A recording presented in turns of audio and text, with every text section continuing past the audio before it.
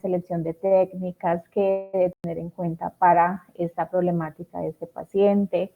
Entonces vamos a tener esa sesión de contexto. Tuvimos la situación de salud, bueno, tuve la situación de salud el día martes y por eso no pudimos realizar ese espacio. De antemano les pido excusas, se me sale de las manos temas de salud. Ya me encuentro mucho mejor y antes de iniciar quiero saber si es posible. O sea, les traigo dos propuestas y quiero saber qué posibilidad hay de hacerlo para poder reponer ese espacio del martes, de esas 2 horas. ¿Sí? Hoy tendríamos el espacio de 2, que sería pues la primera sesión prácticamente, que es la del martes. Quería preguntarles qué posibilidad hay para el día de mañana, si ustedes pueden, si no me proponen, para yo también organizarme y poderles darles ese espacio, desarrollar la segunda sesión, ¿sí? Quisiera escucharlos para que antes de iniciar tengamos ese plan ya establecido de cómo reponer esas 2 horitas. Ustedes me dirán si más temprano, profe, no, hágalo más temprano, tipo 6, 6:30 o 7 en punto. Pensemos primero en esa opción y ustedes me dicen si es viable o no y de allí replanteamos otra. Los escucho.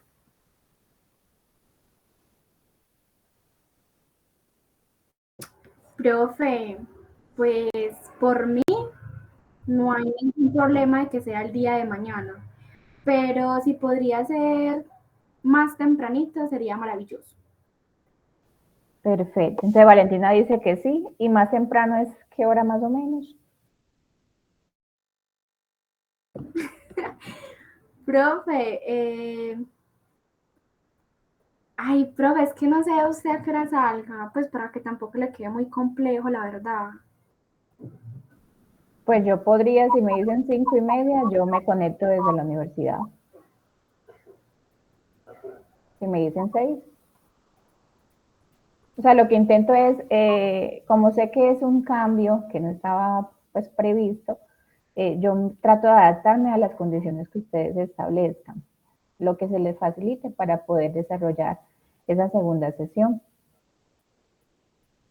Ay, profe, no, entonces, pues yo diría que yo espero hasta que usted llegue a la casa, la verdad. Ok, gracias, vale. Bueno, entonces tenemos una primera compañera que dice sí y puede ser un poco más temprano. A ver, Carolina, el resto de los compañeros. Profe, estoy de acuerdo con mi compañera Valentina. Por mí no hay problema. Mañana, si es a las 6, está bien. Si es a las 7, igual. Perfecto, listo, Caro. Muy bien, ¿quién más? ¿Quién más está por acá? A ver. Bueno, Alejandro, no sé si puede contestar. Bueno, sé que algunos compañeros no van a poder ingresar porque tienen unas situaciones pues como muy puntuales. Vamos a dejar entonces la propuesta del día de mañana y no sé, Luis, si puedes escribir en el WhatsApp mientras que yo voy avanzando en el módulo para ver la posibilidad de que los demás estén disponibles. Si todos dicen sí, entonces mañana lo haríamos.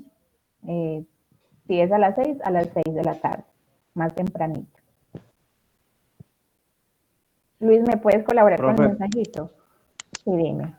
sí, profe, no hay ningún problema, pero la pregunta es, ¿lo va a dejar como encuesta o simplemente como, o sea, a las 6, mañana a las 6, no sé, no entiendo cómo, o les aviso y ya que mañana. Sí, lo primero es como encuesta, ¿sí? De Ajá, manera ¿cuáles que serían las opciones? Mañana a las 6 y mañana, o sea, ¿qué otra mañana, opción hay?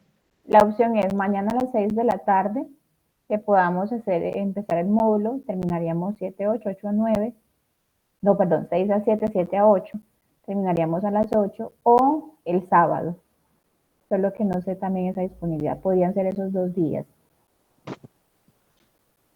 Eh, El sábado a y partir el de 9:30 a 10. Hola Cindy, buenas noches. en la mañana. Sí, así es. Ok, de 9 a 11 de la mañana. 9 a 10, 10 a 11, O sí, de, así es. Sí, sí. listo. Entonces yo voy a dejar esas dos opciones como encuesta. Listo, profe. Perfecto. Muy bien. Bueno, entonces, Cindy, estábamos hablando de la opción para reponer esas 2 horitas del martes. Bien, entonces Luis va a dejar una encuesta para saber la disponibilidad de todos para poder organizarnos o el día de mañana o el sábado. ¿Listo? Bueno, entonces vamos a empezar el módulo número 3, planes de intervención, ¿sí? Para este módulo vamos a hacer primero un ejercicio de recuento del módulo 2, del trabajo que habíamos dejado del taller, ¿sí? Y vamos a empezar a hacer como un contexto respecto a los planes de intervención, los elementos a considerar en cuanto a características del paciente, en qué momento se puede diseñar el plan de intervención, qué elementos necesito como base para poderlo pues como proponer y los elementos o conceptos claves para poderlo diseñar. Esta sesión de hoy es una sesión de contexto en cuanto a planes de intervención, para que la segunda sesión sea una sesión de práctica. Entonces vamos a hacer unos ejercicios que nos permitan empezar a ponernos en marcha en cuanto a cómo listar los problemas y cómo convertirlos en objetivos terapéuticos. Asimismo, cómo seleccionar esas técnicas de intervención que sean apropiadas, que sean de acuerdo pues como al momento o la etapa de cambio que esté presentando el paciente, entre otras cosas. ¿Listo? Entonces, vamos a empezar con un ejercicio de gamificación, ya se los voy a habilitar. Entonces, con las personitas que estén aquí, lo vamos a hacer muy rápidamente. Yo les voy a compartir pantalla. Va a haber unas preguntitas y ustedes me van a decir cuál sería la respuesta indicada. Todo esto para refrescar el módulo 2, que es un prerequisito para el día de hoy. Ahí están viendo la imagen, ¿cierto? Entonces les voy a habilitar en el tema 3. Vamos a darle aquí, mostrar, para que ya les aparezca. Muy bien. Ahí están viendo la imagen. Sí, profe. Perfecto. Bueno, entonces yo voy a decir personas al azar o cada uno puede levantar la manita y participar. En cada pregunta alguno de ustedes participa. Bien. Entonces vamos a empezar. Bueno, vamos a comenzar. ¿Alguien voluntario o elijo yo para refrescar esos conceptos del módulo 2? Bueno, entonces voy escogiendo yo. Bueno, entonces empecemos. Va a empezar Carolina. ¿Listo, Caro? ¿Preparada? Sí, profe. Listo. Bueno, Caro, entonces en la sesión, en tu consulta, un paciente llega y ese paciente en todo ese abordaje que tú empiezas a hacer, en toda esa evaluación sobre su estructura cognitiva, el paciente te expresa, doctora, es que yo soy diferente. Esa verbalización del paciente, ¿a qué correspondería según lo que vimos en el módulo 2? ¿A una creencia nuclear tipo inamabilidad? ¿A una creencia intermedia tipo regla? ¿O a una creencia nuclear tipo desamparo o incapacidad? Profe, eso sería una creencia, pero de inamabilidad. Ok, vamos a ver por acá. Muy bien. Muy bien, Caro. Argumentenos allí en qué sentido es de inamabilidad. Profe, pues la verdad lo digo por los apuntes, siendo muy sincera, ¿cierto? Porque a la Sí, hora de hacer la actividad me confundía mucho, bueno, ¿eso es inamabilidad o es incapacidad? sí. ¿Cierto? Entonces, solo por eso, la verdad. Ok. Bueno, miren que esto es una habilidad que hemos de empezar a fortalecer. Yo sé que es muy desafiante porque de pronto aprendernos los ejemplos que nos da Beca en cuanto a los tipos de creencia es un poco retador. Tampoco la intención es aprendernos de memoria. De hecho, usted diseña en su maletín el paquetico donde están los dos ejemplos para que usted lo cargue en su tablita de atención y lo tenga pues como muy a la mano. El paciente en el ejercicio dice, es que doctora, yo soy diferente. Entonces, cuando dice soy diferente, mira que empieza a hacer una referencia en relación a sí mismo y en relación hacia esos otros. Hay otros tipos de creencias que van muy relacionados a el desempeño y el logro, y en vez de decirte pues como yo soy diferente, lo que te dicen es que yo soy ineficaz, es que yo soy incapaz. Entonces habla, o sea, su discurso, el contenido de la palabra va más relacionado a alcanzar una meta, a alcanzar un logro, a desempeñarse en algo. Entonces puede ser como un criterio un poco más específico para empezar a delimitar a qué corresponde esa inamabilidad o incapacidad. ¿Listo? Muy bien. Gracias. Listo, gracias, Caro. Bueno, sigue Vale, Valentina. Bueno, vale, entonces vamos a encender el micrófono. Entonces, el siguiente apartado es tomado de la historia clínica de tu paciente. Entonces, en la historia clínica revisamos, encontramos un fragmento y ese fragmento lo vamos a intentar clasificar a qué elemento corresponde de ese diagrama que ustedes hicieron en relación a sí mismos. El paciente en el fragmento expresa, usualmente prefiero irme y no hablar con mi pareja doctora. Ese usualmente prefiero irme y no hablar con mi pareja, ¿a qué corresponde, Vale? Profe, estrategia compensatoria. Ok, muy bien, muy bien, muy bien. Cuéntanos. Porque es lo que ella hace como para mitigar ese malestar que le está generando. Muy bien, es una estrategia de afrontamiento. Exacto, profe. Muy bien. Y esa estrategia de afrontamiento es la evitación. ¿Sí? Exactamente, Muy bien. profe. Muy bien, Vale. Bueno, muchas gracias. Vamos a la siguiente pregunta, a ver quién más está por acá. Por aquí estaba Cindy, sí. Cindy, vamos a encender el micrófono. La expresión, doctora, es que si me acerco, entonces pueden hacerme daño. ¿A qué corresponde?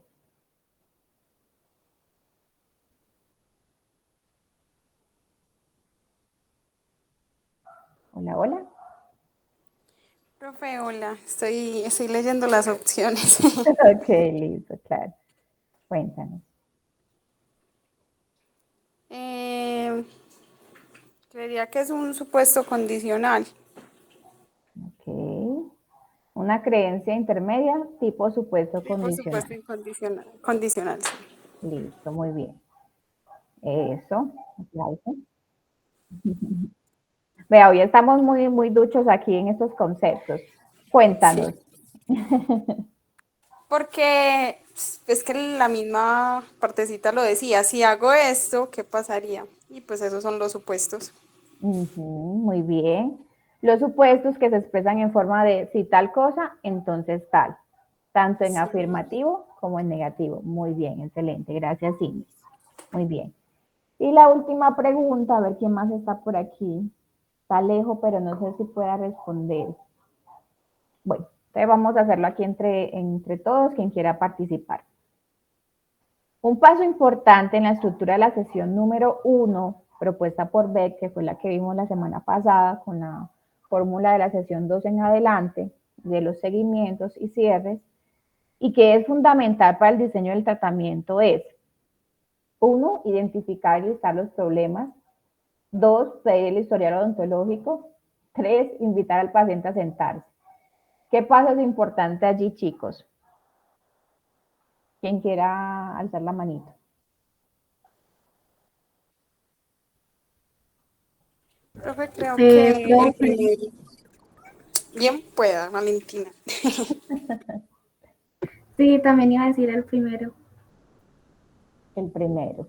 Muy bien. Identificar y listar los problemas. Bueno, vamos a darle allí. Muy bien.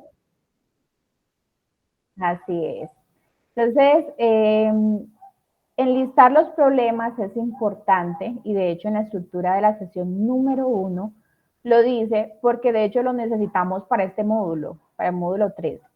Si usted no logra identificar cuáles son las problemáticas que presenta su paciente, muy difícilmente va a convertir esos problemas en objetivos de intervención.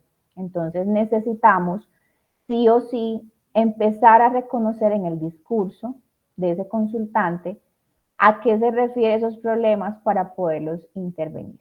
Me voy a devolver por acá y voy a dejar de compartir pantalla para ir a las diapositivas, ¿cierto? Bueno, entonces, ustedes recuerdan que en el módulo 2 tuvimos unos conceptos claves. A ver, chicos,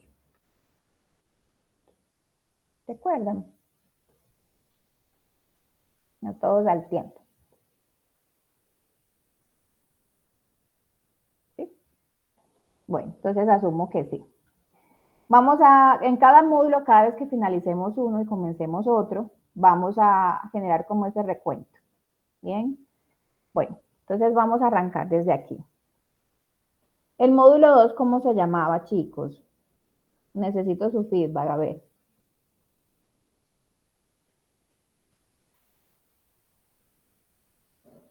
Bueno, se llamaba conceptualización cognitiva y las estructuras de sesiones, ¿cierto? Entonces, en esa sesión, esas dos sesiones de ese módulo número 2, vamos a enlazarlo con el módulo número 3. En ese módulo, muy rápidamente, vimos que existen diferentes puertas para poder conocer al paciente y que nuestra puerta es la TCC, centrado muy desde lo cognitivo, ¿cierto? Dijimos que era clave la conceptualización, que es una forma de comprender o aproximarnos a eso que le está pasando al paciente, ¿sí? Vimos que había un sello muy distintivo en esa TCC y ese sello lo da la conceptualización. Ese diagrama que ustedes tuvieron como un ejercicio para la casa. Vimos que habían unas capitas de la mente, una muy nuclear, unas intermedias y unas muy superficiales, que eran los pensamientos automáticos. Y que en terapia íbamos de eso superficial a esto profundo. Y esto que hacemos aquí, literal, es la técnica de la flecha descendente. ¿Sí? Bueno, en ese orden de ideas, habían unos conceptos claves que vamos a necesitar a la hora de generar el plan de tratamiento, ¿sí? Esos conceptos claves, algunos los que acabamos de ver en la gamificación, en el ejercicio que acabamos de hacer. Vimos que habían unos antecedentes históricos del desarrollo de ese consultante.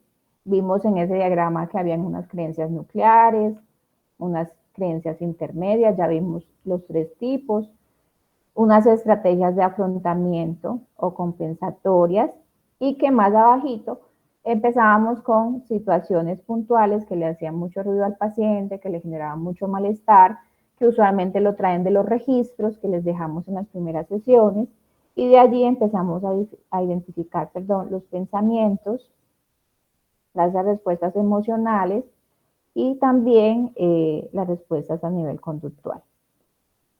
Dijimos que íbamos de abajo hacia arriba, ¿sí? ¿Hasta allí es claro, chicos? Sí, profe. Muy bien. Aquí pues como muy rápidamente para tomar contexto. Listo.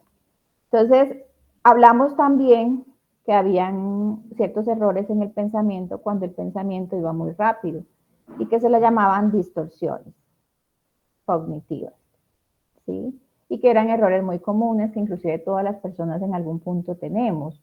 Los psicólogos también tenemos, ustedes tenemos muchas personas estas distorsiones, solo que en algunos es un poquito más hipervalente, es un poquito más presente, más fuerte, con mayor rapidez y otros hemos desarrollado o estamos fortaleciendo la habilidad de poder identificarlo a través de esa metacognición que estamos equivocándonos para poder reestructurarlo. ¿Bien? Bueno, recuerden también que de este diagrama, este hace parte del diagrama, tuvimos una serie de herramientas que era el registro de pensamientos disfuncionales. Espérenme que se me cambió el... Ay, ¿qué pasó aquí?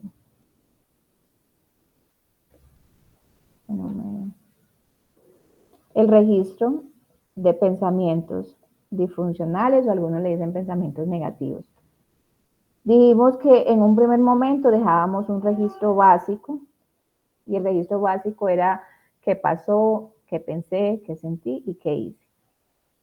Luego de eso trabajamos las distorsiones y ya incluíamos un registro que era como desde un nivel medio. Entonces estaba qué pasó, qué pensé, qué distorsión es, qué sentí y qué hice. Y que ya en un nivel un poco más avanzado del proceso incluíamos ese registro completo o avanzado que hacía énfasis en la reestructuración cognitiva y que en la parte de abajo estaban las preguntas y cómo quedaba el pensamiento reestructurado en cuanto a qué tanto creíamos, que era la credibilidad, y qué tanto nos movilizaba a nivel emocional. Decíamos que había de 0 a 5, de 0 a 100 que propone el modelo, ya depende pues también cómo usted lo quiera adaptar. Bien, bueno, en este orden de ideas también hablamos de que había una estructura de las sesiones. Entonces vamos a ver cómo eso se va a enlazar con lo que vamos a hacer hoy. En la primera sesión había una serie de pasos. Dijimos que eran como 10 o 11, desde el plan, la agenda, hasta el feedback al final.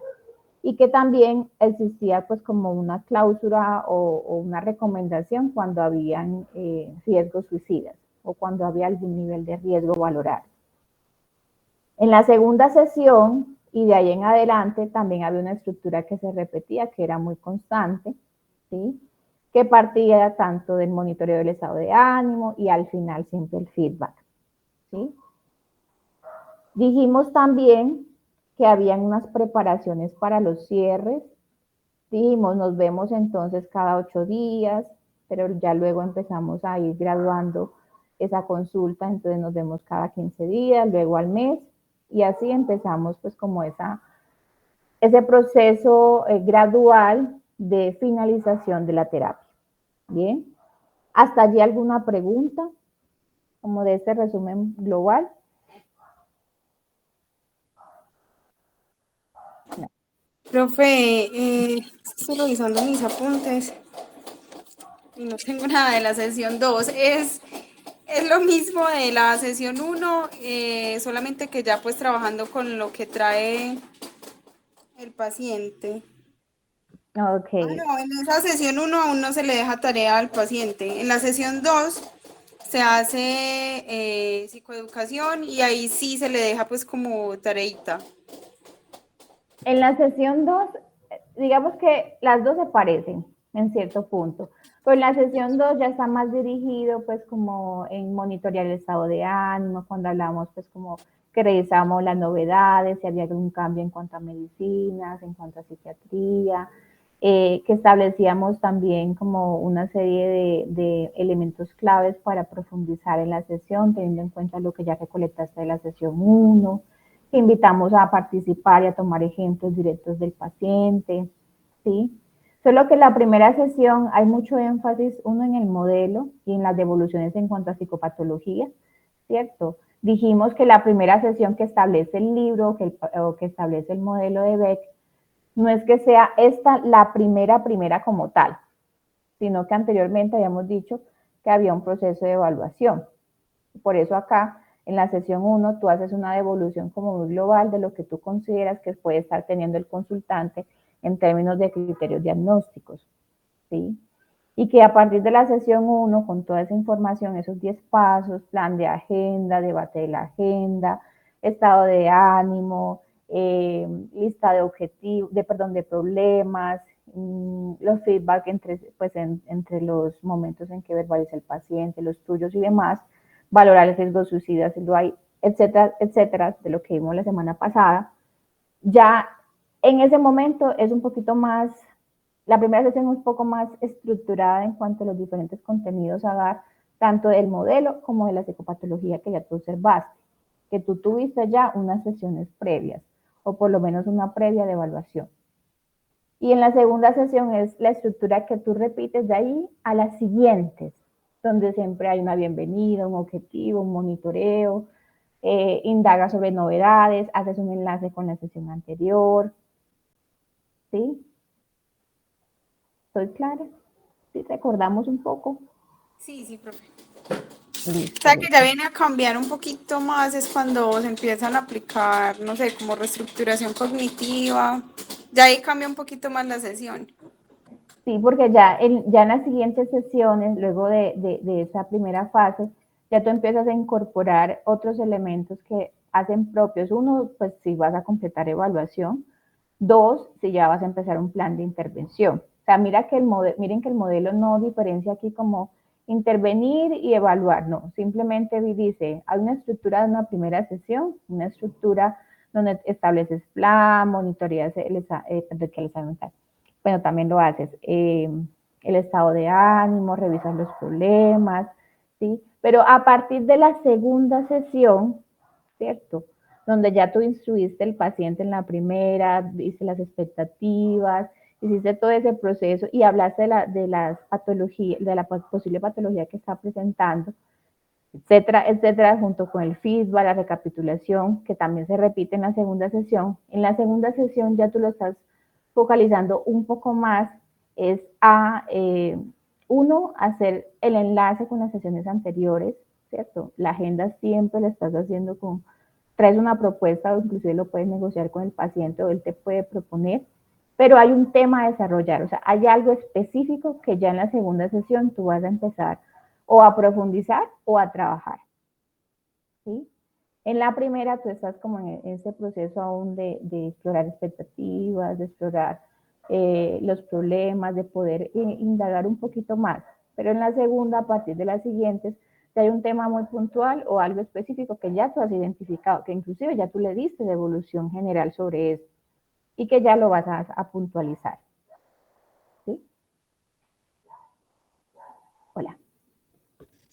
Profe, sí, ya también recordé un poquito más que la parte de la evaluación, pues no siempre se hace solo en la primera sesión, porque también depende si falta como mayor cantidad de información para llegar a ese objetivo, pues se pasa a trabajar un poquito más en eso de la evaluación.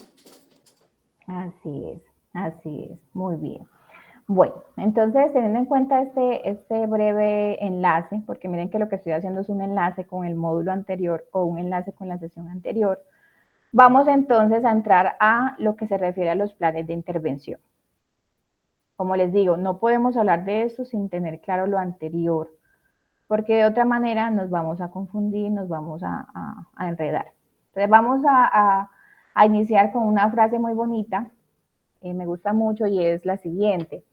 Para entender plenamente el proceso de terapia, no hay nada que sustituya la utilización de los métodos de terapia cognitiva en uno mismo. Yo les decía en el módulo anterior que el ejercicio producto de ese módulo era llevar esa conceptualización cognitiva, ese diagrama a nuestra vida personal y poder hacer ciertos registros. Porque el mismo Beck, ¿cierto? Y la misma Judith Beck, que es la hija, dice que usted para ser un terapeuta eficaz, un terapeuta con habilidades para desarrollar pues, la terapia y entender a su consultante, ha de sí o sí poder reconocer este modelo en usted mismo. O sea, que eso es algo que es fundamental. ¿Cómo yo puedo aplicar algo que yo ni siquiera he aplicado conmigo mismo? ¿O cómo puedo entender algo en el otro si aún yo ni siquiera puedo entenderlo desde mi marco de referencia? ¿Sí?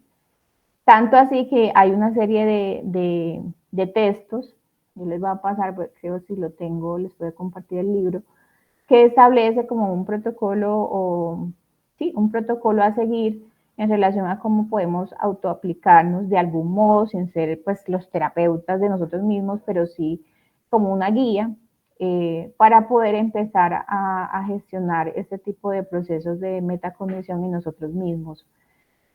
Por ende, parte del ejercicio de este módulo 3 también va a ser autoaplicado. O sea, la idea es que también empecemos a gestionarlo desde nosotros mismos.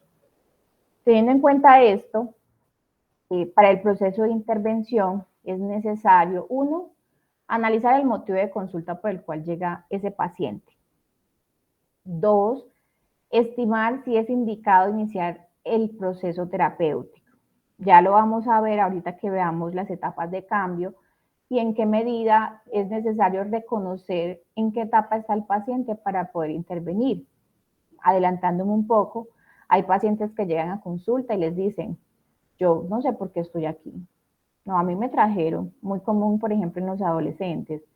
Yo no veo la necesidad, yo no tengo ningún problema, doctor, doctora. Entonces es importante saber si está indicado el inicio del proceso terapéutico. En el motivo de consulta, si es un motivo clínico, no clínico, las características y demás. 3, si nosotros podemos dar ese proceso de acompañamiento y de tratamiento,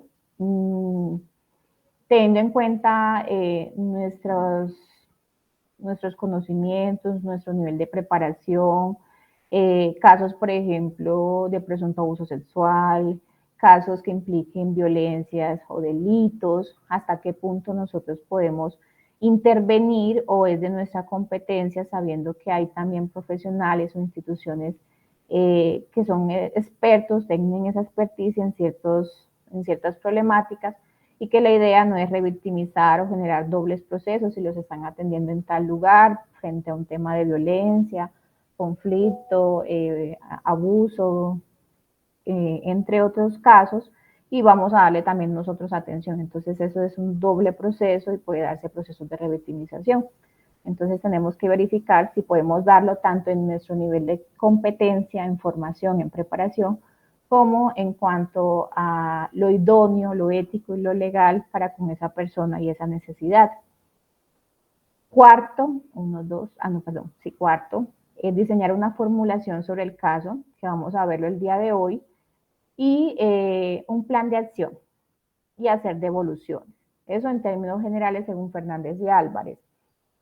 Partiendo de esto, entonces vamos a hablar sobre esos componentes necesarios para que creen su plan de intervención. Si bien ya vimos la conceptualización cognitiva, esto hace parte, es un eslabón dentro de todo el proceso para poder elaborar un plan de tratamiento. Les voy a dejar de compartir aquí y me voy a ir acá. Si tienen preguntas me van comentando porque estoy acá mirando la pantallita y de pronto no alcanzo a ver sus manitos alzadas. Bueno, me dicen cuando estén viendo la imagen. Y abro otro. Ve, aquí tengo todos los que hemos hecho hasta la fecha. Listo, chicos. Bueno, entonces para el diseño de planes de intervención, es necesario considerar, uno, una fase de evaluación. Eso es un componente importantísimo. No empezamos a hacer intervención sin hacer ese proceso de evaluación, que la idea es que sea riguroso, que sea de forma idónea, de forma completa. 2, hacemos una formulación clínica que ya vamos a ver a qué se refiere, y vamos a hacer el plan de tratamiento. Ahí sí. Bien. No nos podemos saltar estos componentes. En la fase de evaluación, que sería esa primera fase, yo como terapeuta puedo aplicar diferentes instrumentos. No sé si alguno alcanzó a revisar lo que subí. Me recuerda alguno en el chat ahorita más tardecito o enseguida que les suba los rangos de calificación de los test. ¿Sí? Bueno, en la fase de evaluación ustedes pueden tener herramientas que pueden ser psicométricas, objetivas, ¿sí? Como los test, los autorregistros, o pueden tener elementos subjetivos, como por ejemplo lo que hacemos en las sesiones cuando monitoreamos el estado de ánimo, y lo hacemos a través de ciertas escalas, 0 a 5, o 0 a 100, o 0 a 10, como lo quiera mencionar. Además de esos instrumentos o herramientas, ustedes hacen una entrevista clínica, usualmente en la anamnesis, que es ese primer contacto que tenemos con el paciente, donde preguntamos, bueno, cuéntanos a nivel médico, qué antecedentes tienes, a nivel psicológico, indagamos sobre el examen mental, las áreas de funcionamiento también, el motivo de consulta. Hacemos todo ese bagaje de historia clínica. Eso es una herramienta, ¿cierto? La entrevista clínica. Hay diferentes modelos de entrevista y usualmente van de la mano con los formatos de historia clínica que usted maneje. Ejemplo, si usted se va al Hospital General de Medellín, hay un formato de historia, muy posiblemente con el software. Pero si usted lo que está pensando es que quiere su consultorio particular, privado, usted tiene que hacer su formato de historia clínica, ¿sí? Yo les quiero compartir un formato que utilizo mucho con adultos, es maravilloso, es de Muñoz, es un formato para adultos, ¿sí? Aquí lo tengo impreso, se los voy a escanear y se los voy a compartir, porque es tan claro en los elementos necesarios para que usted empiece a comprender el desarrollo de la problemática en términos de lo más lejano, es decir, lo distal, lo más proximal, lo más cercano, detonantes, a conocer un poco también el desarrollo de ciertas creencias, entre otros elementos que me parece valioso que lo puedan incorporar a su maletín. Entonces, no sé si alguno puede tomar listado de lo que estoy diciendo para que al final me digan en el chat como, profe, recuerde tal cosita para yo subírsela. ¿Listo? Bueno, entonces en esa fase de evaluación utilizamos esos instrumentos, hacemos entrevista clínica. Usted también puede hacer algo que se llama checklist, no sé si alguna vez lo han hecho, que es básicamente tomar los criterios diagnósticos en cuanto a una patología que yo estoy viendo en el consultante, que pareciera que se va por ese lado, y yo empiezo a verificar según lo que dice el paciente, por ejemplo, criterio A, si cumple o no cumple, según el discurso que me está dando. Esa es una herramienta que usted también puede construir. Bien. Bueno, hacemos también la observación clínica. Eso también se compone como un aspecto de la evaluación, entre otros. Entonces, yo primeramente, para hacer un plan de intervención, necesito evaluar. O sea que usted en su maletín de terapeuta debe sí o sí incluir pruebas, checklist, protocolos de entrevista. O sea, lo estoy diciendo porque sé que la mayoría de los que están haciendo el diplomado es porque ya empezaron a hacer su psicoterapia, a habilitar consultorio, a atender, o aquellos tienen la perspectiva de hacer. Entonces, yo les pasé unas herramientas, unas pruebas, vayan imprimiéndola, vayan guardándolo, no sé, en un folio, vayan viendo, les va a pasar el formato de entrevista de adultos, vayan colocándolo allí, para que vayan organizando sus elementos de evaluación. ¿Listo? Seguido de eso, de esa fase de evaluación, ¿qué necesito como terapeuta? Hacer una fase, que es la fase descriptiva. En esa fase descriptiva, usted empieza a enumerar o a listar los problemas del paciente. ¿Qué significa eso? El paciente le dice, doctora, yo estoy acá, es que yo no puedo con mis pensamientos, o sea, yo estoy a veces trabajando y me quedo pensando en miles y miles de escenarios sobre lo que puede ocurrir no sé, con mi mamá, ¿sí? Pienso y pienso, me da tanto dolor de cabeza, doctora, yo siento que hasta no estoy aquí. Entonces ya usted está identificando un elemento a nivel cognitivo que se llama rumiación cognitiva. Eso que comúnmente decimos sobrepensar, ¿sí? O usted identifica en ese diagrama, ¿cierto? Ciertas estrategias compensatorias a nivel comportamental y es la evitación. Este paciente tiende a evitar en relación a este tipo de situaciones estresoras, ¿sí? Entonces yo empiezo a enlistar por categorías, si es lo cognitivo, si es lo emocional, si es lo social. Creo que hay un mensaje de Zaira, no me pude conectar. Bueno. Usted va categorizando y va listando los problemas. Ese ejercicio lo vamos a aprender a hacer porque es clave. ¿Listo? Además de listar los problemas, sabemos que hay que operacionalizarlos. Vuelve el ejemplo que suelo dar y es, si el paciente le dice, doctora, si yo quiero estar bien, ¿qué es ese bien? ¿Qué significa ese bien? ¿En qué áreas? ¿Bajo qué actividades?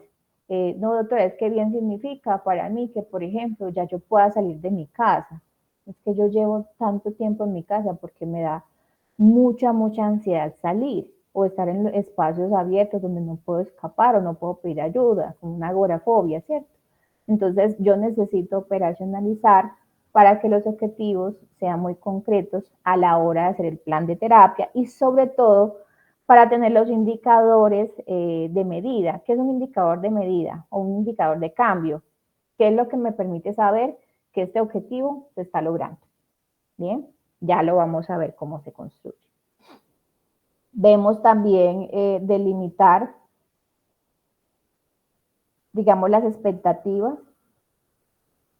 Importante, doctora, yo nunca más quiero sentir ansiedad. Yo nunca más quiero sentir tristeza. Y usted le dice, sí, lo vamos a lograr. Y a la final, usted se comprometió con un objetivo que definitivamente y humanamente usted no lo va a lograr. ¿Sí? Y el paciente inclusive si usted no delimita ese objetivo, puede ser un factor de deserción, o sea, de retiro, de que el paciente no continúe, o que inclusive influya tan significativamente que no vuelva con un terapeuta. Bien, entonces tenemos que tener muy claro hasta dónde podemos llegar. Luego de esa fase descriptiva hay una fase que es la fase explicativa. Allí nos vamos a quedar un momento, porque aquí vamos a incluir la conceptualización cognitiva. Hasta allí, por favor, me dan un feedback, ¿cómo vamos? ¿Soy clara? ¿Hay alguna pregunta?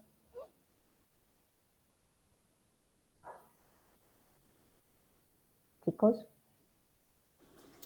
Profe, vamos bien. Pues yo no tengo preguntas. Perfecto.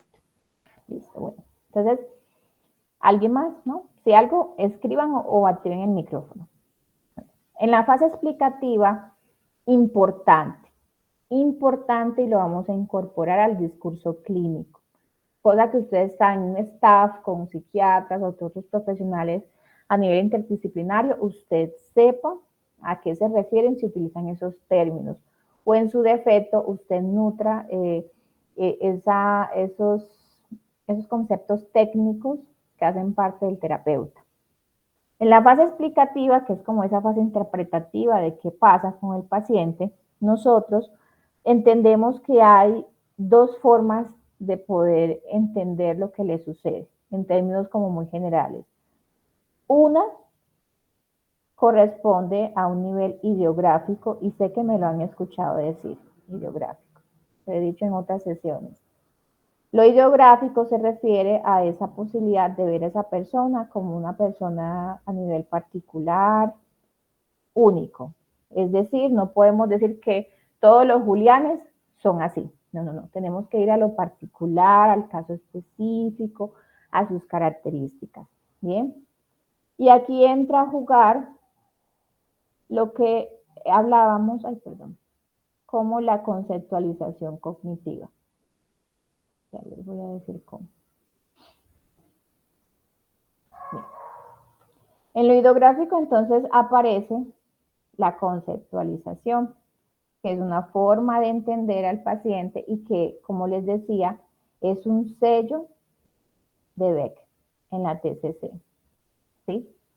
Aquí está el famoso diagrama que ustedes hicieron el ejercicio. Además de eso, dentro de ese diagrama, nosotros empezamos a identificar unos factores específicos para entender lo que le sucede al consultante. Y esto vamos a guardarlo en la memoria a largo plazo. Aparecen factores que son predisponentes, ahorita me dicen si lo han escuchado, predisponentes, factores que son adquisitivos, factores que son precipitantes, y otros que son de mantenimiento. Muy bien, dígame si lo han escuchado alguna vez esos términos. Chicos. Yo creo que sí, pero no recuerdo muy bien. Ok, vale. Entonces, los predisponentes hacen referencia a aquello que de alguna manera hace vulnerable al paciente a desarrollar algún tipo de patología. Los predisponentes pueden ser biológicos o psicosociales. Algunos los llaman contextuales y familiares. Entonces, todo esto para decir que pueden haber factores contextuales, perdón, se me devolvió esto. Todo esto para decir que pueden haber factores genéticos, físicos, médicos, ¿cierto? Cuando usted indaga en antecedentes psiquiátricos, médicos, de los antecedentes del paciente, o factores contextuales o familiares que pueden predisponer el desarrollo de una patología en la historia de vida de ese paciente. Ejemplo, doctor, es que yo viví en un entorno muy rodeado de violencia. Inclusive yo vi cuando una persona llegó armada a una casa y sacó a la mamá, a la niña y la jaló del cabello. A veces escuchaba disparos. Esos son factores predisponentes, predisponen a nivel psicosocial en relación a factores estresores que de alguna manera generan una respuesta en el consultante y predisponen cierta tendencia ansiógena o cierta tendencia estresora en la actualidad, o sea, hace parte de su historia de vida. Algo así como cuando ustedes estaban viendo en la conceptualización ese primer escaloncito de arriba que decía antecedentes de la infancia o del desarrollo. Ahí estamos evaluando o identificando factores predisponentes. Familiares, como por ejemplo el estilo de crianza. ¿Sí? Padres permisivos, no, déjelo. No, y cuéntame, háblame de tu papá, de tu mamá, háblanos un poco sobre tu historia, sobre tu familia. No, ellos prácticamente estaban en cuerpo, pero no fueron como personas protectoras para mí. ¿Sí? Era como si no estuvieran. No recuerdo qué psicólogo, qué figura dijo como hijos, hijos huérfanos de padres vivos, ¿sí? Era la expresión en ese momento. O un estilo de crianza muy autoritario, muy restrictivo. Entonces, el papá, la mamá, la abuelita, quien hacía de cuidador de figura representativa, era una persona que le decía, bueno, usted tiene que ser la mejor. Usted tiene que ser la mejor en ese espacio y tiene que ser así. Y si no, entonces yo le arranco las hojas del cuaderno si no lo hace bien. Tiene que hacerlo bien.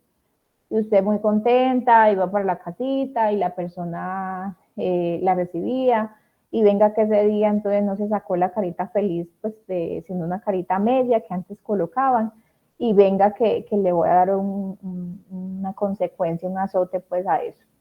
Entonces, esos factores que son biológicos y psicosociales o contextuales familiares hacen referencia a lo predisponente. Usted necesita saber eso como terapeuta para poder entender lo que le pasa al consultante y para poder también dar devoluciones que generen impacto y que generen procesos de cambio y metacognición. ¿Sí? Muchos pacientes llegan y piden también devoluciones. Bueno, y usted, doctora, ¿qué ha observado en mí? Pues ya llevamos tantas sesiones, pero yo no sé a dónde vamos. ¿Cómo usted entiende lo que me pasa? Cuénteme. Entonces usted necesita, y es importante por respeto y por ética también, hacer una evaluación que contenga estos componentes.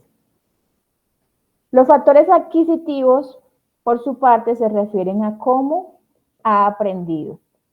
Habíamos hablado en algún momento de la asimilación y la acomodación en los módulos anteriores. También, si recuerdan, cuando vieron cuando vieron el enfoque conductual de la primera, en esos primeros módulos de la formación en psicología, que les hablaba de que existían formas de aprendizaje que eran por refuerzo positivo, que aparece algo, que es agradable y aumenta la probabilidad de la conducta. Hay refuerzos negativos, es que no se refiere a que sea bueno o malo, sino que se refiere a si aparecen o desaparecen. El refuerzo negativo quita algo que en este sentido es desagradable y aumenta la probabilidad de la conducta. Hablamos del modelamiento, ese famoso aprendizaje vicario por observación. Entonces yo aprendo de mi figura, ciertos comportamientos, yo los replico. Hay también otras formas de aprendizaje o factores adquisitivos, que es el moldeamiento, de moldear. Se refiere cuando usted, por aproximaciones sucesivas, o sea, por momentos paso a pasito instruccional, le va enseñando a alguien un comportamiento, una habilidad. Ejemplo, usted está cocinando, se me ocurre, y viene alguien y dice, ay, yo quiero aprender a hacer esa comida. Entonces usted, en esa primera parte, le dice, bueno, primero vas a aprender acá la mecha y vas a abrir y vas a poner el sartén. Y la persona lo hace, ¿sí? Le dice, muy bien, ahora prepárate, sigue lo siguiente. Vas a coger el huevo, lo vas a quebrar, lo vas a revolver en una tacita aparte y luego lo vas a echar. Ok, hazlo tú. Entonces, eso es un moldeamiento. O sea, vamos gradualmente, por aproximaciones, llevando a la persona a desarrollar un comportamiento. Entonces, así sucede. Yo tenía un caso en el cual le habían enseñado directamente a generar maltrato, ¿sí? Entonces, no, es que usted es el hombre de la casa. Si usted es el hombre de la casa, ahorita cuando venga su primita, entonces, si no trae el uniforme bien organizadito, entonces usted va y me le da una chancla. Pero me la da así. Bueno, ya lo hizo. Bueno, ya ahora que lo hizo, entonces ahora usted lo que va a hacer es que la va a coger de la ropa, del suéter, y me la va a llevar hasta allá y le va a decir que se quede allá, ¿sí? Entonces, allí usted está moldeando. Claro que el comportamiento es disfuncional y desadaptativo porque inclusive hace daño hacia el otro, pero son formas de aprendizaje y son formas en que también adquirimos ciertos comportamientos, ciertas formas de respuesta, ¿sí? Los precipitantes se refiere a lo que detona. Imaginémonos que aquí hay una bomba, ¿cierto? Lo que detona. Ay, parece una manzana.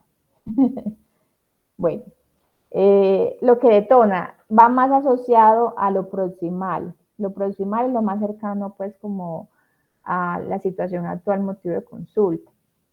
Ejemplo, factor predisponente.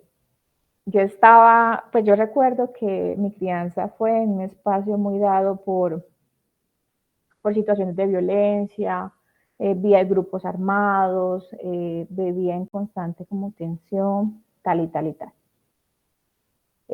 Luego de eso, en factores adquisitivos podemos decir, no, yo tenía tanto malestar a veces cuando pasaba por esa calle, por esa vereda, que yo me daba la vuelta a la vereda, así sea que fueran 2 o 3 horas, ¿sí? Entonces la persona empezó, frente a ese malestar, a desarrollar una conducta evitativa, y esa conducta evitativa es un refuerzo negativo, le quitaba el malestar a través de ir por otra ruta, entonces se refuerza, y es probable que lo vuelva a hacer, o que lo volviera a hacer en ese contexto, y que más adelante, frente a situaciones que también le generan malestar, vuelva a generar o se generalice esa conducta de evitar, porque me sirvió en algún momento y me bajó el malestar. Y como me sirve para bajar el malestar, yo lo vuelvo a hacer, porque me es funcional, así sea en ese momento, aunque vuelva después. ¿Sí? Precipitante, no, doctora, es que yo iba por la calle y me apareció una persona con arma. No, y eso fue muy fuerte y en ese momento y tal y tal. O sea, lo que detona en este momento la situación actual. ¿Listo? Y los factores de mantenimiento, como su nombre lo dice, es lo que mantiene la conducta. Ejemplo, aquí viene esto de las estrategias compensatorias, yo vuelvo acá, las estrategias compensatorias que evaluamos en el diagrama, ¿sí? ¿Qué mantiene el malestar? Que yo evito, ¿sí? ¿Qué mantiene el malestar? Que yo, de alguna forma, a través de las distorsiones, mantengo el malestar, porque cojo toda la información sesgada que confirme eso, ¿sí? O no, algo que me mantiene, la autoexigencia, ¿sí? Me aliviana un poco, pero a la vez, a largo plazo, es lo que también me está manteniendo toda esa estructura cognitiva y todo ese malestar que me está generando. Vuelvo acá. Bueno, entonces generamos esa conceptualización cognitiva, ¿cierto? Y también vemos estos factores. Estos 4 factores son claves. Sobre todo porque estos de mantenimiento son fundamentales para proponer el plan de intervención. Los planes de intervención tienen que estar muy orientados a poder modificar aquello que mantiene el problema, aquello que mantiene ese malestar en el paciente. Si no lo sabes, si no los has identificado con tu paciente, muy probablemente hagas intervenciones o planes individualizados que no van a ser pues, como favorables para el cambio, porque van a ser pañitos de agua tibia. Realmente usted no está trabajando pues lo que está manteniendo, ¿sí? Otro componente es el análisis funcional, es muy propio de lo conductual, análisis funcional, ¿sí? Y la otra perspectiva, que es la B, hace referencia al nivel nomotético, que ya no habla de lo particular como lo vemos en lo ideográfico, sino que empezamos a hablar de que hay como algo muy globalizado, como unas características muy incomunes, y aquí aparece entonces el famoso DSM y aparece el CIE, donde hay clasificaciones de un grupo de síntomas, de un grupo de elementos que corresponden a una categoría, y todos aquellos que cumplan eso, como una ley general, nomotética, global, no puntualizada al casito como lo ideográfico, sino global, se le coloca esa impresión diagnóstica o ese diagnóstico, ¿sí? Le damos IDX, significa impresión diagnóstica, que es el que les voy a dar como ejemplo, ¿bien?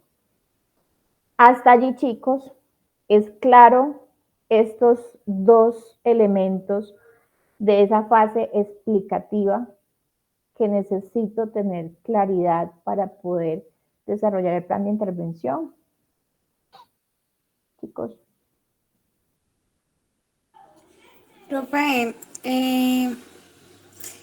digamos que están los factores, ¿cierto? Sí. Y la parte de abajo que es el análisis funcional. Es que ahí como que me perdí un poquito. Sí. Bueno, el análisis funcional es maravilloso, yo lo utilizo mucho con niños sobre todo. El análisis funcional viene siendo una herramienta importante, muy propia del enfoque conductual, ¿sí? Del conductismo, en donde tú empiezas a analizar la situación problema, qué pasó antes, qué pasó durante y qué pasó después como consecuencia, de forma de que tratan como de poder identificar esos factores que mantienen la conducta problema desde el plano conductual, ¿sí? Ejemplo, se le da un registro a la persona y el registro, bueno, aparece el problema, la fecha, entre otras cositas, antes, durante y después. Para que cuando el paciente lo traiga, usted pueda decir, ah, pero es que mire que en ese momento usted está en una discusión con su jefe, ¿cierto? ¿Qué pasó antes? No, pues yo estaba con mucho malestar, ¿sí? En ese momento ya yo estaba empezando a colocarme roja, empecé a mover el pie, yo no lograba pues como generar ese autocontrol en mí. ¿Qué pasó durante? No, durante llegó la jefe, me empezó a decir que yo me equivoqué en algunas cosas de un procedimiento que tenía que hacer. Yo trataba en alguna medida pues como de quedarme callada, perdón, pero no lo lograba como gestionar y ella se dio cuenta. ¿Y qué pasó después? No, mi jefe lo que hizo fue que como yo me expresé, yo le dije lo que sentía, porque eso es un derecho mío. Claro, se lo dije gritando, se lo dije tirando las cosas del escritorio. Lo que hizo mi jefe fue que me puso una amonestación, ¿cierto? Me puso un castigo, que lo ven desde lo conductual. Un castigo es algo aversivo, castigo positivo, aparece algo desagradable para mí, ¿sí? Y es esa amonestación.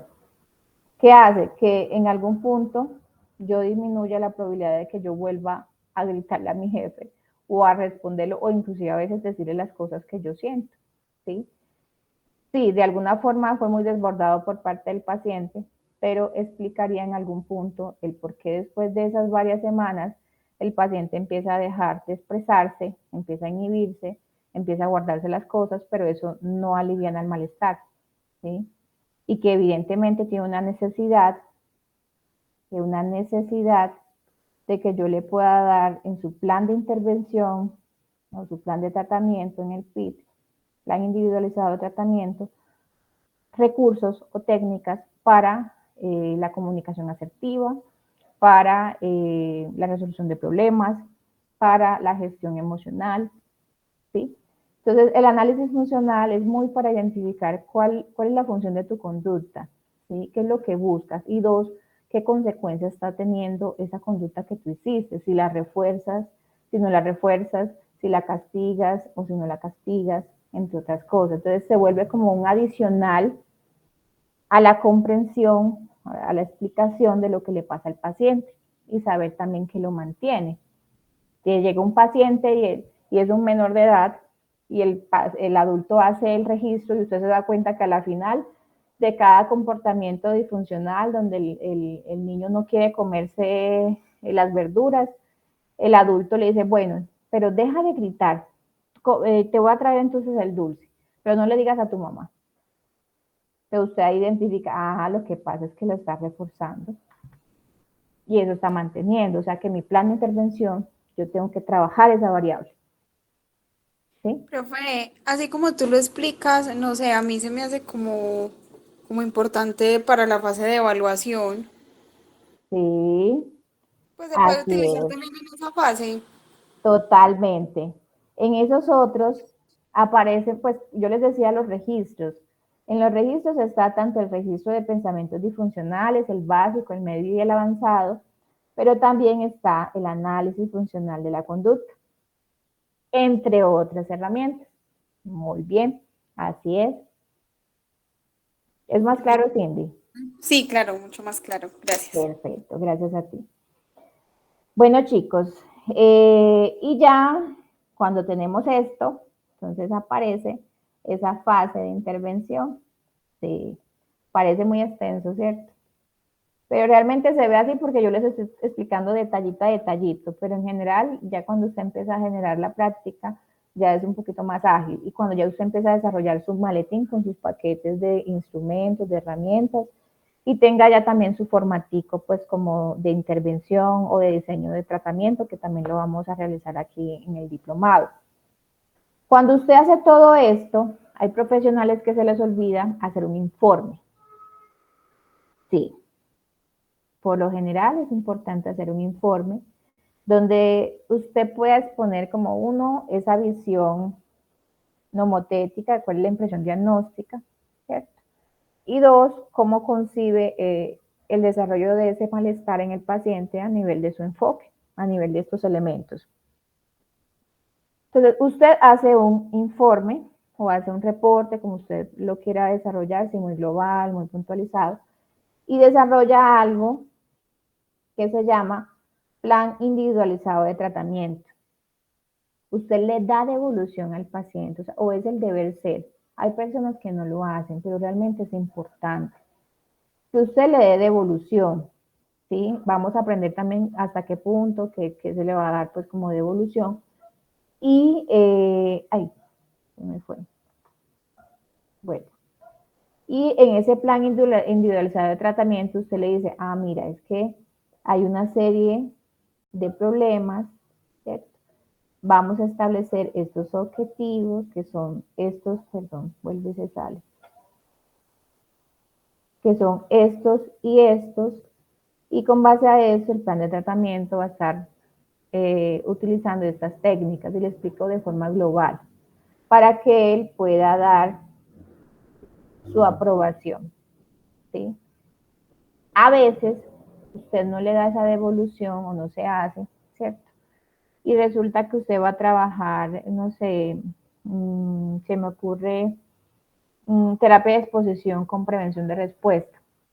Entonces se supone que yo estoy exponiendo al paciente a algo que le genera mucho malestar, que le genera mucha ansiedad, ¿sí? Y adicional a eso, estoy previniendo que genere las respuestas de alivio, de protección que usualmente hace. Bien, muy trabajadas pues en los trastornos de ansiedad, en fobias, de pronto a nivel de las obsesiones y las compulsiones. Entonces, yo no le explico esto a mi paciente, él no me da su consentimiento, él confía en mí y yo empiezo a hacer la terapia. Pero resulta que a mí no me explicaron como paciente que me iban a exponer a situaciones que me generan malestar. Y yo no apruebo eso. Y yo me voy de tu terapia. O abro un proceso también legal porque es que usted legalmente no me explicó los resultados de mi evaluación o el plan de intervención para poder iniciarlo. Entonces, ahí hay un bache importante, chicos.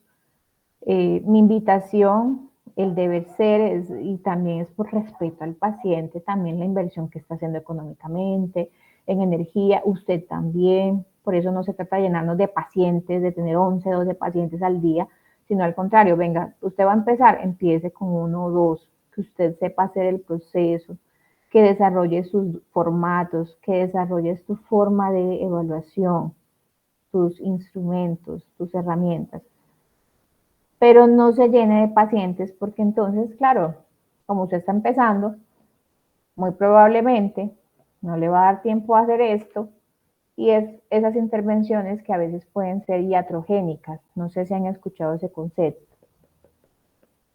Iatrogénicas. ¿Lo han escuchado? No. Bueno. Ese concepto hace referencia a intervenciones en donde nosotros generamos daño al paciente, ¿sí? Sea porque no hubo un proceso de evaluación completa, no hubo un conocimiento desde estos 2 niveles, o sea, usted ni siquiera sabe qué tiene el consultante, cómo se desarrolló, si no, venga, hagamos terapia. Ah, me dijo que tiene problemas para relacionarse, habilidades sociales, vamos a darle eso, ¿cierto? Y resulta que como usted no entiende el caso, usted no entiende la situación del consultante, cómo se desarrolló, qué lo mantiene y demás, usted empieza a hacer intervenciones aversivas que hacen daño. ¿Sí? Entonces, ese concepto también guardémoslo un poquito en la memoria. La idea es que no hagamos ese tipo de acciones como terapeutas. Si en algún momento alguien dice a qué se refiere ese concepto, ya saben que es que hacemos daño a través de la intervención. ¿Sí? Por eso también la sugerencia, y es una forma de protegernos también como terapeutas, una forma de proteger al paciente, al consultante si es menor de edad y nos va a dar la autorización el adulto, que hagan su formatico, o yo les puedo pasar también como un formatico global de devolución del plan de tratamiento para que ellos puedan dar esa autorización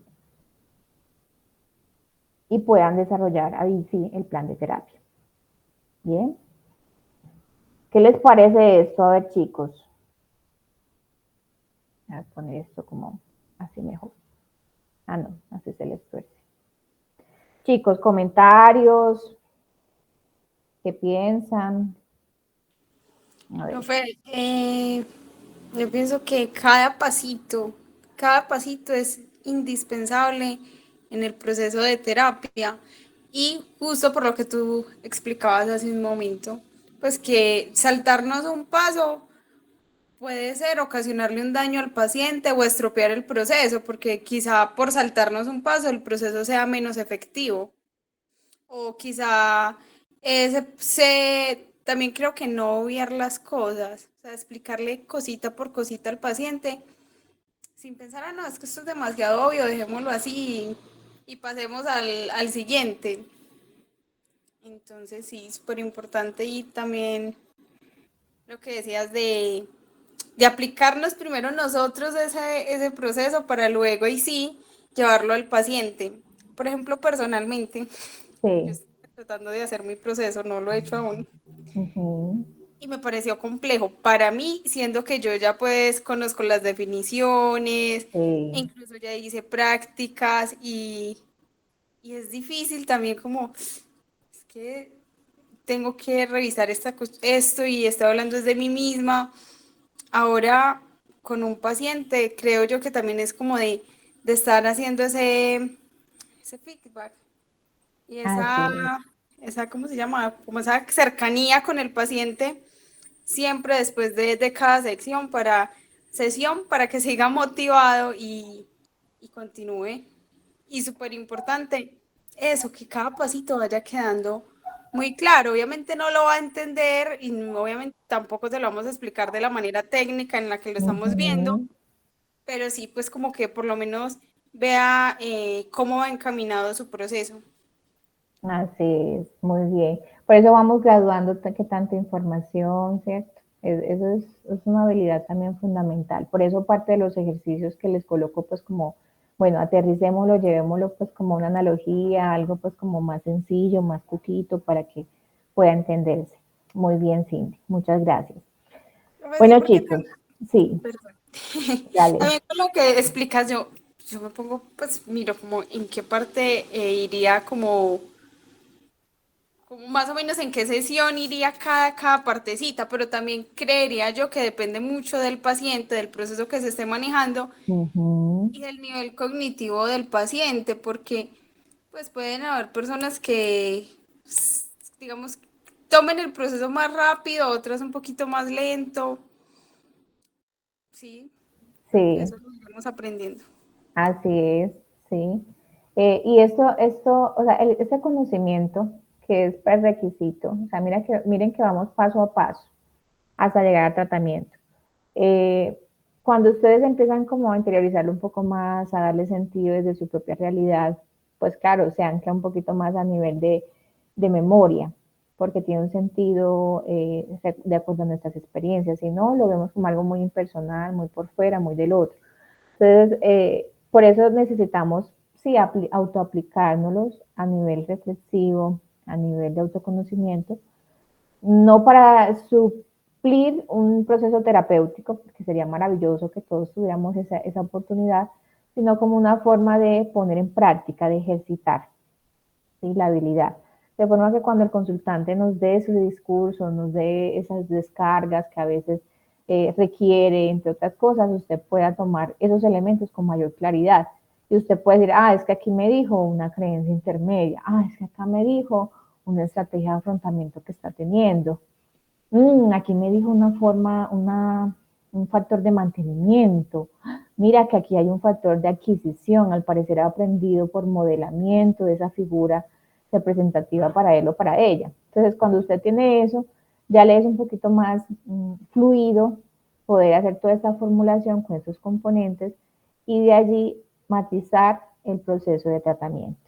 Bien, gracias, Cindy. Bueno, entonces, hablábamos que la formulación es clave. Yo le integro y la adapto incluye la conceptualización, análisis funcional, los diferentes factores y también lo nosológico de los DSM o del CIE. Entonces, yo lo planteo y le digo mucho a mis estudiantes, es como si fuera el corazoncito del proceso. Si usted no elabora esto, si usted no hace este ejercicio de organizar la información, de toda esa información que tiene el consultante para poderlo ver a la luz de sus lentes y de la luz de las lentes a nivel de los criterios diagnósticos, no puedes hacer tu plan de terapia. O por lo menos yo no lo considero ético. Bien.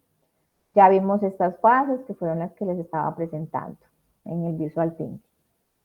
Teniendo en cuenta esto, los planes de tratamiento, vamos a focalizarlo a los procesos de psicoterapia. ¿Sí? Tiene unos elementos esenciales, según Wampol en el 2010, y esos elementos esenciales incluyen, uno, que es un tratamiento interpersonal. Por lo general, incluye otra persona contigo como terapeuta, paciente. Y que también pueden haber diferentes modalidades, terapia individual, terapia grupal, terapia de pareja, bueno, diferentes formas de ese tratamiento interpersonal con ese otro.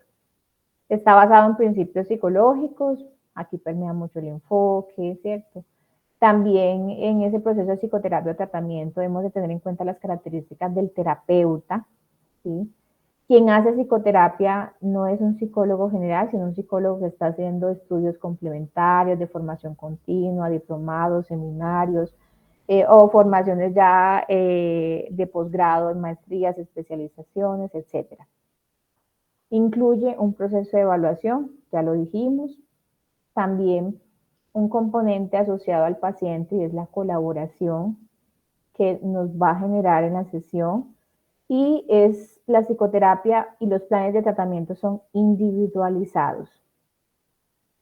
Importante, son individualizados. No podemos aplicar a un paciente el mismo que yo apliqué con el otro, ¿sí? Puede que haya un cambio en cuanto a la problemática, sí, puede que hayan unas técnicas que son, digamos, estándares o que ya yo he aplicado con otro paciente y lo voy a aplicar con este, pero de pronto con este consultante ya sé que no lo voy a hacer de una forma tan elaborada, o venga que si lo voy a hacer más elaborado, necesito unos materiales específicos. Entonces hay que personalizarlo, son planes personalizados, individualizados. Para los planes de tratamiento, ustedes en la literatura, en las investigaciones, ustedes entran a Google o entran a las bases de datos y van a encontrar un montón de estudios de casos o investigaciones que dicen la terapia que muestra más eficacia es la terapia tal cosa. Y hablan de los conceptos de efectividad y eficiencia. Entonces, si yo voy a construir un plan de intervención individualizado para mis pacientes, yo necesito saber, como terapeuta, a qué corresponden estos tres conceptos, de forma que cuando yo vaya a buscar referentes, porque eso lo hacemos como terapeutas, buscar referentes a nivel de investigación para ver cómo lo aplicaron en un caso X de, no sé, de alguna problemática específica, yo sepa a qué se refiere ese concepto y cómo puede aplicar con mi paciente. Entonces, el primero es la eficacia. Si ustedes encuentran un plan de tratamiento que dice plan de tratamiento con niveles de eficacia en pacientes con tal y tal. ¿A qué se refiere la eficacia? A que a partir de ese tratamiento se generan cambios y que esos cambios son significativos en relación a un grupo que no tuvo intervención, ¿sí? La eficacia dice como que esto sirvió, realmente la terapia sirvió. En el pretest y posttest vimos cambios. Aquí aumentó mucho la sintomatología al principio, pero en el posttest vemos que disminuyó, o sea que esto ha sido eficaz, esto ha servido y ha generado cambios. Cuando ustedes hacen esa investigación o esa revisión, ese barrido de investigación o de literatura, van a encontrar que en donde más se ubican los tratamientos o los protocolos, todo eso que los manuales que ustedes pueden compartir o ver en las redes, es desde la eficacia. Bien. La efectividad, por su parte, se refiere a qué tan útil es ese tratamiento por fuera de la consulta o en condiciones muy reales de los pacientes o de los clientes, ¿sí? O sea, que se pueda generalizar no solamente en un grupo control, en, no sé, en una fundación, en algo específico allí que no salgan, sino que lo puedan aplicar por fuera, que realmente sirva a otras personas en unos contextos diferentes, ¿sí? Y la eficiencia va muy relacionado con los costes, con los beneficios, que sea eficiente el tratamiento en relación a cuántas sesiones incluye, cuánto se le debe pagar al terapeuta, ¿bien? Entonces, la eficacia, la efectividad y la eficiencia son conceptos claves a la hora de usted buscar referentes para construir su plan de intervención. Van a encontrar en mayor medida los de eficacia, ¿sí? Que de hecho son aquellos en los que se mueve más la APA, ¿cierto? La APA de psicología, para decir cuáles son los tratamientos que tienen mayor evidencia. La mayoría de los que tienen mayor evidencia son por este tipo de investigaciones, porque han generado cambios en el antes y el después de las sesiones, ¿sí? Para el tratamiento, ¿qué debe considerar? Uno, hay unos principios de cambio. He de considerar el pronóstico del consultante. En el pronóstico del consultante es qué tan favorable va a ser el tratamiento para ese paciente. Cuando decimos de pronóstico nos referimos como a un futuro mediano y largo plazo. Depende mucho de la motivación del consultante, qué tan motivado está el proceso, si está obligado, si no hay un nivel de ensayo o reconocimiento de la problemática, de las expectativas que tenga, de la gravedad también del motivo de consulta. Y cuando decimos gravedad es, por ejemplo, a nivel nosológico, a nivel de criterios diagnósticos, si es severo, vemos que algunas patologías dicen leve, moderado, severo, si hay factores asociados a trastornos de personalidad, eso influye mucho en el pronóstico a corto, mediano y largo plazo, porque muy posiblemente sé que con este paciente no voy a tomarme 15 consultas, voy a tomarme más. E inclusive hablamos cuando hay temas de personalidad de años, ¿sí? El estilo de apego, el nivel socioeconómico, es que yo puedo, doctora, pero nada más esta cita. Yo pensaba que con una cita ya iba a poder estar bien, ¿sí? Entonces resulta que el pronóstico no es favorable en relación al nivel económico o a la facilidad económica porque el consultante no tiene viabilidad de sostener las sesiones. Entonces, veámonos cada mes. Entonces vemos que eso también puede influir. Moderadores del consultante. ¿Qué preferencias tiene el paciente? ¿Qué estilo de afrontamiento? Lo vamos a ver ahorita con mayor especificidad. Preferencias, deseos, estilos de afrontamiento. ¿Cómo afronta usualmente el paciente situaciones de malestar? ¿O cómo lo afrontaría en el caso de que yo esté llegando al punto central, al punto nuclear de su proceso y el paciente no vuelve? Porque tiene un estilo de afrontamiento evitativo y son esos pacientes que desertan. Entonces, claro, eso va a influir también en tu plan de intervención. Eso has de considerarlo para ver de qué forma podemos trabajarlo en las sesiones.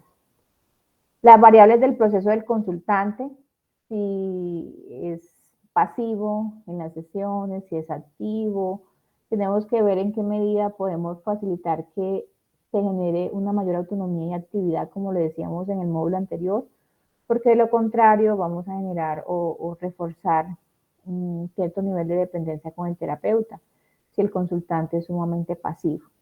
¿Sí? La relación terapéutica, la empatía que tengas con esa persona, con su dolor, con su malestar, que si en algún momento hay alguna situación que pueda fracturar la alianza terapéutica, que eso pasa a veces, ¿sí? Usted tenga esa habilidad de hacer reparación de esa relación terapéutica.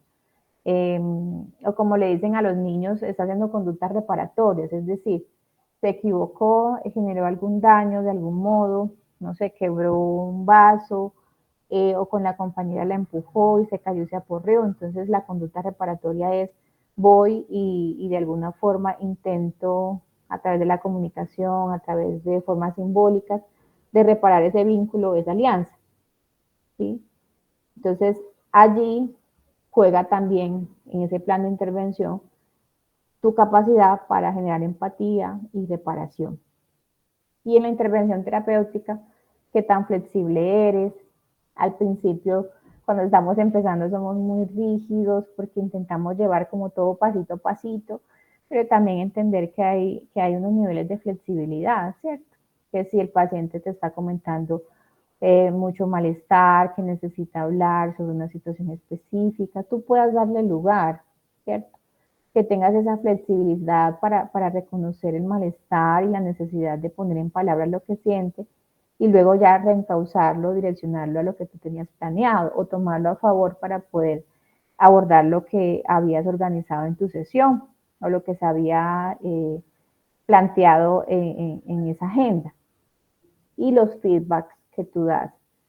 Miren, yo a veces me aterro de ver sesiones que son pura pregunta. Pregunta, pregunta, pregunta, pregunta, pregunta, pregunta. ¿Y qué piensas de eso? ¿Y qué te hace pensar eso? ¿Y qué hiciste? Ok. Pero dime más sobre eso, listo. Toda la intervención del terapeuta es tanto en en esa indagación que sí hace parte del proceso, pero es que usted también da feedback. Da feedback de validación, como, ok, hasta el momento me has dicho esto, entiendo que te sentiste de esta forma, que afrontaste la situación desde estos recursos, en algunos momentos, no sé, en las fases del duelo. Entonces usted allí da información en esos feedbacks, da una psicoeducación o da un elemento de estabilización emocional, ¿sí? O sea, no somos terapeutas o la intención no es que ustedes sean pregunta, pregunta, pregunta y que el consultante en algún momento se sienta como un interrogatorio con una luz puesta allí y yo solamente veo que el terapeuta está allí pues como bombardeándome a preguntas, pero por lo general pues, no me da ninguna devolución, no me da feedback. Y nosotros desde la TCC hacemos muchos feedbacks y pedimos devoluciones del paciente. Cuéntame qué has entendido hasta el momento, esto tiene algún significado para ti, de qué manera esto aplica en tu vida, ¿sí? Veo que entonces según lo que me dices aplica de esta forma, ¿sí? O sea, intentamos generar esos feedback que favorecen ese empirismo colaborativo del que hablábamos. Ahora, Cindy nos decía hace un rato que había que tener en cuenta mucho esas características del paciente, ¿cierto? Para poder graduar qué tanta información, qué tanto damos y demás. Aquí les traigo algunas características para esos planes individualizados de tratamiento, para esos PIB. ¿Qué vamos a tener en cuenta? Uno, el nivel de funcionalidad y comorbilidad del paciente. Si usted va a hacer un plan de terapia, debe tener en cuenta el nivel de funcionamiento de ese consultante a nivel pretratamiento. ¿Qué es el nivel de funcionamiento? ¿A qué se refiere? Por ejemplo, al nivel de gravedad de los síntomas antes, ¿cierto? ¿Cuáles son los síntomas? ¿Qué tan deteriorado están esas áreas? Ejemplo, no, yo a nivel social, no, yo prefiero estar en mi casa encerrado. No, yo prefiero no salir. En el trabajo, ya perdí el trabajo porque me pasaron tantas, ¿cómo se llama? Memorandos. Me pasaron tantas notificaciones porque no había ido puntual que me dijeron que no me iban a renovar el contrato. No sé cómo económicamente voy a pagar el arriendo. En la universidad me tocó salirme porque pues no podía, pues no me sentía capaz de ir a exponer, a hacer las clases, los exámenes con los demás. Me siento terrible, casi todos los días estoy con un sentimiento muy profundo en mí, tiemblo demasiado, sudo, siento que eso está desbordando. Entonces, miren que empezamos a ver ese nivel de funcionalidad en cada una de sus áreas y vemos que hay un nivel de afectación importante, ¿cierto? Entonces, esto es un factor pronóstico. Se entenderá que si, por ejemplo, lleva años con cierta sintomatología, con ciertos procesos aprendidos, con una estructura cognitiva muy solidificada, con unos esquemas muy hipervalentes, unas distorsiones muy presentes, eso no es algo que yo voy a modificar o que yo voy a pretender generar ese cambio en tratamiento en 5 citas, ¿sí? Entonces, he de tener esa claridad para que a la hora de construir el plan de terapia pueda darle esa información lo más empáticamente posible al consultante para que sepamos que el plan de individualizado de tratamiento va a requerir tiempo, ¿sí? Comorbilidad. Si el paciente presenta una patología específica, no sé, un trastorno mixto de ansiedad y depresión, y además de eso hay otras patologías asociadas, tiene un déficit de atención y hiperactividad, o actualmente se llama perturbación de la actividad y la atención, o hay un trastorno de personalidad, algo más comórbido es la presencia de 2 o más patologías en un mismo organismo, entonces se entendería que eso va a influir en tu plan de terapia, que va a requerir más tiempo ese plan de terapia y que además de eso influye en el pronóstico, porque si hay un tema de personalidad, de estructura, cuando decimos estructura es personalidad, entonces no es que usted va a hacer esos cambios o va a pretender que se hagan esos cambios totales, no, porque hay algo que va a perdurar, pero vamos a intentar disminuir el nivel de de afectación o de malestar, desarrollando conductas más adaptativas o generando ciertos cambios que lo hagan más funcional o que le permitan tener mayor gestión emocional. ¿Listo? Preferencias. Preferencias, los deseos del paciente. Expectativas es lo que cree que va a haber en la terapia. Sí, hay pacientes que llegan a la terapia y empiezan a hacer todo su proceso de evaluación. Y usted ya va a organizar esa formulación, a integrar toda esa información del paciente, cómo se adquirió, cómo se desarrolló, qué lo mantiene, qué lo detonó, bueno, todo esto. Y el paciente tiene una preferencia, un deseo de que usted no le va a dejar tareas terapéuticas, que son propias de la TCC. Entonces resulta que cuando usted le deja tareas, no las hace, ¿cierto? Pero resulta que no habíamos hablado de ese tipo de preferencias. O, doctora, es que yo no soy tanto de escribir, yo soy más de lo simbólico, de dibujar, ¿sí?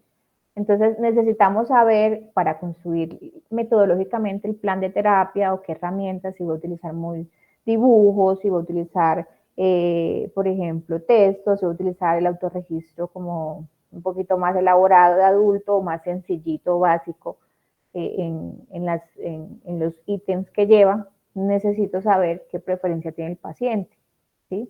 Por eso a veces le preguntamos como, ¿y cómo te gustaría más? ¿Te gustaría hacerlo más de forma escrita? ¿Sí? Hay pacientes que dicen, ve, yo puedo grabarme, pues haciendo el ejercicio. Yo digo qué pasó, qué pensé, qué sentí, qué hice. Entonces le damos esa posibilidad, mientras que vamos adaptándola al modelo. También hay preferencias en cuanto al psicoterapeuta y en cuanto al tratamiento. Hay muchos que vienen con ideas de películas. Ah, es que yo quiero que aquí me acuesten o quiero hacer esto. Entonces, es también ser claro en tu plan de intervención, tener en cuenta esas preferencias, pero también tener muy claro, valga la redundancia, cómo usted lo va a desarrollar. Porque usted también tiene un sello y una identidad y un enfoque. Y darle esa claridad al paciente para que pueda pues como no acomodarse, pero sí ver lo que usted le está ofreciendo, el alcance en función de esos deseos y que pueda darse la invitación a que pueda experimentarlo, que pueda conocer, porque a veces por desconocimiento pecamos, ¿cierto? Y generamos distorsiones cognitivas respecto a lo que puede pasar. Y las expectativas, ejemplo, creen que, doctora, con 5 terapias ya. Entonces, pues tenemos que tener en cuenta el pronóstico.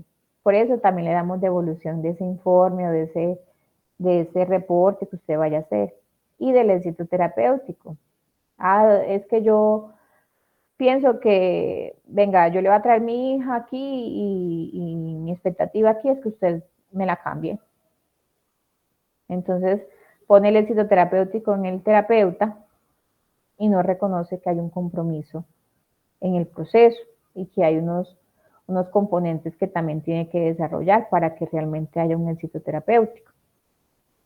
Eso, téngalo en cuenta en su plan de intervención.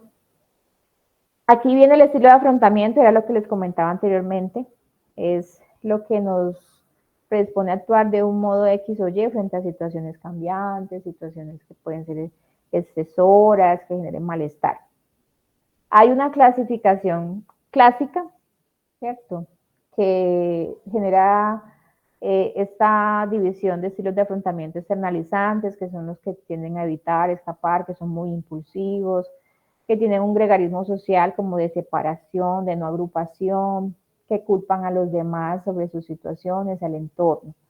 Y hay otros que tienen un estilo de afrontamiento más internalizante, que de alguna forma enfrentan, pero son menos impulsivos, son más dados a la rumiación, son más introspectivos, y al contrario de los externalizantes que responsabilizan a los otros o tienen ese locus de control externo, como es que no fue por mí, fue por el otro, fue por él, él tiene la culpa. El internalizante lo que hace es que se genere esa culpa hacia sí mismo, como esa sensación o esa estrategia de autocrítica, de autocastigo. Se dice, según estos autores, Beutler y Moss y Fonseca, que los que son muy de ese afrontamiento externalizante, por lo general se benefician más iniciando los planes de tratamiento de aquellos que van muy relacionados con la conducta. Si bien nuestra puerta de entrada es la cognitivo, también tenemos que tener en cuenta la necesidad inmediata del paciente o por dónde podemos ir jalonando ciertos procesos. Entonces, imaginémonos que llega el paciente y le reporta en las áreas de funcionamiento, en el listado de problemas: doctora, es que yo no logro dormir. O sea, estos 2 días solamente he dormido como 2 o 3 horas. O sea, estoy aquí que me caigo, pero cuando llego a la casa no puedo. Vemos que hay una alteración fisiológica. En el plan de tratamiento, usualmente lo primero que necesitamos estabilizar cuando hay este tipo de alteraciones es lo fisiológico, porque si no, en terapia no va a poder dar. O sea, humanamente, en sus funciones a nivel fisiológico, no le van a permitir. O sea, ¿usted qué diálogo socrático le va a hacer a él o a ella si no logra mantenerse alerta, está somnoliente? Entonces, empezamos a trabajar este componente. Sí, lo cognitivo está, pero primero hay un tema que necesito estabilizar del cuerpo, ¿cierto? Y en este caso de los externalizantes, podemos empezar a dar, para jalonar los procesos en entrenamiento en resolución de problemas, como bueno, entonces vamos a dar ciertas técnicas que van muy desde lo conductual, pero sin obviar o sin dejar de lado lo cognitivo, y le empiezo a dar lugar a lo cognitivo poco a poco. Y en los internalizantes, como son muy dados a la introspección, a analizar, no son tan impulsivos o hacia afuera, sino que son más hacia adentro, se favorece mucho de empezar esos cambios cognitivos, ¿sí? Porque tienen esa facilidad de poder generar ese análisis o esa reflexión propia. Y ahí tenemos unos ejemplos pues, de ciertas patologías. Entonces, el estilo de afrontamiento es clave que ustedes lo lean para favorecer en su plan de intervención estrategias o priorizar otras. ¿Cómo vamos hasta allí, chicos? Están muy silenciosos. Yo vuelvo por acá. A ver, ¿alguna pregunta, algún comentario? ¿Estamos ok hasta allí?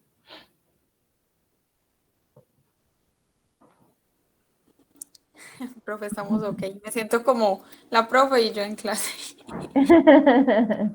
Tan bello. La próxima vez dejo a Carolina y a Valentina que hablen. Oyeron, muchachos. Todo muy claro, profe. Vale. Listo, gracias. Sí, ustedes me disculpan, pero sí es necesario el feedback porque pues como eso es virtualidad, a ver si están allí o si estoy yendo muy rápido. ¿Sí? Bueno. Dale, profe. Listo. Bueno, algunas características adicionales.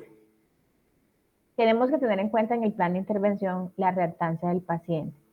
¿Qué es la reactancia? Es ese grado de tolerancia y aceptación que yo tengo frente a situaciones que limiten o coartan mi libertad. ¿Cómo así? No sé si les ha pasado, bueno, quienes ya tuvieron una práctica o quienes están haciendo atenciones o demás, que cuando usted le da un recurso a un paciente, estás ya en el plan de intervención, entonces le vas a decir, vamos a trabajar, ¿qué será? Respiración diafragmática. Y usted le empieza a enseñar por modelamiento, o sea, le muestra, luego por moldeamiento le va a decir, le va a ir puliendo sucesivamente ciertas formas de desarrollar el ejercicio. El paciente asume una posición como muy, como de defensa, como que yo me la sé o no lo voy a hacer así, o porque usted me tiene que decir cómo hacerlo, es que yo lo hago así de esta forma y lo he hecho así siempre. Entonces, se dan situaciones en las cuales somos directivos de alguna manera y el consultante se siente que lo están coartando, como que me están direccionando mucho y yo no me siento cómodo con eso y por eso reacciono. Es como cuando usted le dice al niño, pero te lo tienes que comer todo. Si no te lo comes todo, entonces no vas a jugar. Y el niño le dice, pues no me lo voy a comer. ¿sí? Es muy reactante, es muy reactivo pues como a la propuesta, porque siente que en algún punto lo están coartando. ¿Qué dicen esos autores? Dicen que cuando el paciente tiene mucha reactancia, o sea, que es más probable que lo rechace, que no se involucre, o a veces el consultante, usted le está diciendo algo y empieza a bostezar, y ese bostezo se da muy específicamente cada vez que usted le está dando alguna orientación, alguna técnica, algún recurso, o le dice, ay, pero es que yo no creo que pueda aplicarlo. Pues que no me parece esto. Vemos como esa negativa, esa ir en contra, esa no tolerancia, como a la directriz, porque tiene tanta reactancia, se beneficia de tratamientos menos directivos. Entonces hemos de flexibilizar un poquito más como el discurso e intentar llevarlo a que la misma persona empiece pues como a darle valor a esa propuesta que usted está dando, sin que se sienta muy direccionado. Al contrario, los que tienen menor reactancia, por lo general, aceptan con mayor facilidad, son pacientes que inclusive a veces no hacen tantas preguntas, son muy pues como específicos en lo que expresan y frente a lo que usted le está diciendo, son muy receptivos, entonces se benefician más de una actitud un poco más directiva. ¿Bien? Tener en cuenta la participación, la directividad, o sea, que el consultante pueda generar ese compromiso. Recuerden, no es que ustedes van a desarrollar toda la sesión, no, es un proceso participativo.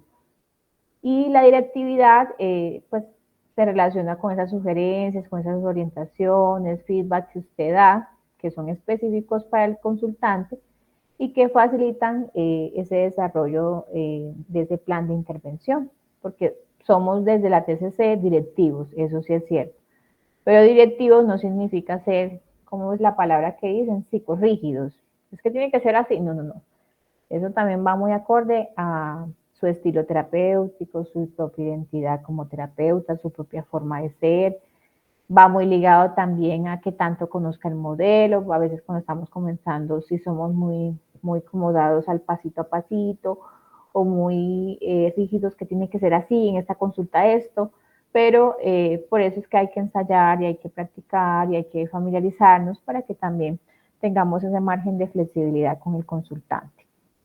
¿Bien? La conciencia del problema, si el consultante de pronto no logra identificar los problemas o tiene expectativas muy desmesuradas, va a influir, claro, pues como en el desarrollo de su plan de terapia, e inclusive en la motivación al cambio, que es esa voluntad de poder lograr algo. Vamos a conocer que existen una serie de etapas de cambio que necesitamos reconocer para desarrollar el plan de terapia. De lo contrario, a veces quemamos cartuchos cuando el paciente aún no está preparado para hacer terapia. ¿Listo? Esas etapas de cambio corresponden a un modelo transteórico del cambio en el que la persona va transitando. Se nos proponen cinco etapas: precontemplación, contemplación, preparación, acción y mantenimiento. En la precontemplación es cuando el consultante definitivamente no reconoce la necesidad de cambio. Es cuando el paciente llega, muy usual en los adolescentes, y les dice algo como, no sé por qué estoy aquí. O sea, yo no entiendo para qué me apartaron esta cita. Entonces, el consultante no tiene esa motivación al cambio, no está dispuesto, aún no lo ha observado. Y si usted empieza de alguna forma intentando gestionar procesos de reflexión, insight, listo, sí lo podemos hacer, pero téngalo muy en cuenta para no quemar cartuchos, sino también para dar espacios de darse cuenta en ese consultante. En la contemplación, pues ya existe como cierta tendencia a identificar que hay como algo para trabajar, pero aún no hay un plan o una intención específica, ¿cierto? Sí considera que hay un problema, como que le está sonando. En la preparación ya empiezo a desarrollar pues como a tomar como medidas para poder actuar, para generar cambios, veo que hay un problema, y en la acción ya lo empiezo pues como a ejecutar, ¿sí? El mantenimiento se refiere a ese periodo en el cual yo intento generar estrategias para no recaer. Este modelo es muy utilizado en patologías duales, referente a consumo, ¿sí?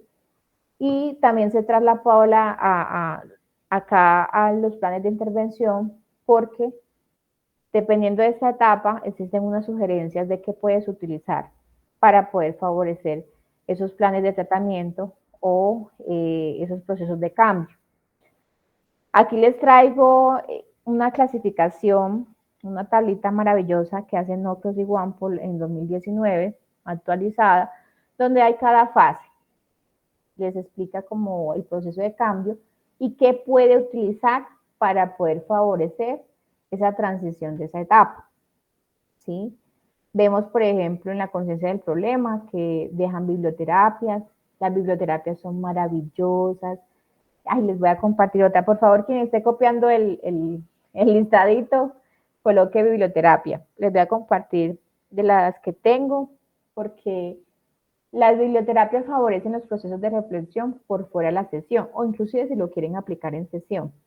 Y es una primera técnica maravillosa cuando el consultante no lo ha reconocido, ¿cierto? Está en precontemplación y lo queremos mover un poco a contemplación, o sea, que por lo menos empiece a darse cuenta como que, uy, sí, como que hay algo que sí me está haciendo ruido, que de verdad me genera malestar y que puede ser algo que me puede ayudar este terapeuta, ¿bien? Y así sucesivamente, pues con otros tipos de intervenciones o elementos para cada etapa de cambio, ¿bien? Y por último, el estilo de apego. El estilo de apego de nuestros consultantes se replica y se observa en la sesión, ¿sí? Ese estilo de apego va relacionado, no sé si ustedes recuerdan a Bowlby. Yo les decía, creo que la semana pasada fue, de quien hizo esos experimentos sobre el macaco. También había otro autor sobre la impronta con los pajaritos que perseguían a la persona que estaba ayudándoles pues, como a calentar los huevitos cuando nacieron. Bueno, se refiere a ese vínculo, esa forma de relacionarme con el otro. Los pacientes a veces replican esos estilos vinculares o de apego con nosotros. Pacientes que, por ejemplo, tienen un apego ansioso, un estilo de apego ansioso y constantemente buscan esa reafirmación, o les escribe pilas, paréntesis, si tienen consulta privada o particular, tengan un número personal, o es mi sugerencia, y un número de empresa o el empresarial o de negocios que sea para sus pacientes. De lo contrario, y si ustedes no ponen límites en ese contacto, podemos reforzar comportamientos desadaptativos, como por ejemplo en el estilo de apego ansioso, que necesita reafirmación constante, esa presencia del otro, esa necesidad de que tú estás allí, entonces el paciente te pasa escribiendo, te pasa diciendo, ay, mañana nos vamos a ver, ay, mira, pasó esto, y no se espera la próxima consulta, ¿bien? Entonces, ese estilo de apego también es necesario establecerlo o tenerlo en cuenta, perdón, en los planes de intervención a la hora de desarrollar su proceso a nivel metodológico y sobre todo en las sesiones. En las sesiones en cómo usted las planifica, cómo usted las establece y cuáles son los límites también de ese contacto, como los que les estoy diciendo por teléfono, por correo. Si no, pues les puedo asegurar que ustedes no van a tener descanso y salud mental si empiezan a dar su teléfono personal para todos los pacientes. O que ellos empiezan a ver sus estados, entonces se delimita allí o se transgrede como esa privacidad del terapeuta. Entonces la invitación es a eso, cierro paréntesis. Bien, bueno.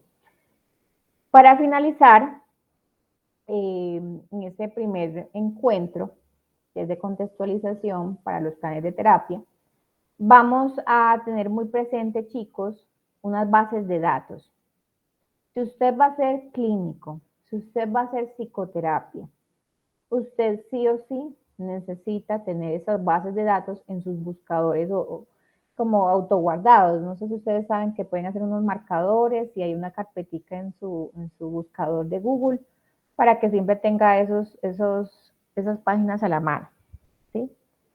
Uno es la división 12 de la APA. La división 12 de la APA, hay varias divisiones, ¿cierto? De esta asociación de Psicología. Y esta asociación en la división 12 nos propone un listado de tratamientos psicológicos con evidencia.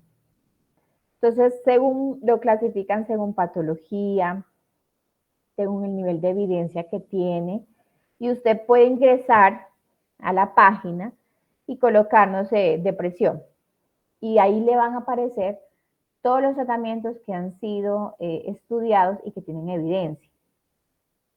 Agregan también recursos, agregan como referentes bibliográficos y demás que usted puede empezar a tomar para fundamentar los planes de terapia. Entonces, vayan guardando esas bases de datos porque cuando usted esté haciendo terapia necesita identificar qué procesos de intervención han mostrado que realmente funcionan, ¿sí? Esto de movernos a la evidencia, a qué tan útil ha sido ese tratamiento. Esta es una. Allí lo pueden observar, hay una serie de criterios anteriores para poder identificar qué tanta evidencia tiene la X o Y terapia, si es la cognitivo-conductual, si es la gestáltica, si es la humanista.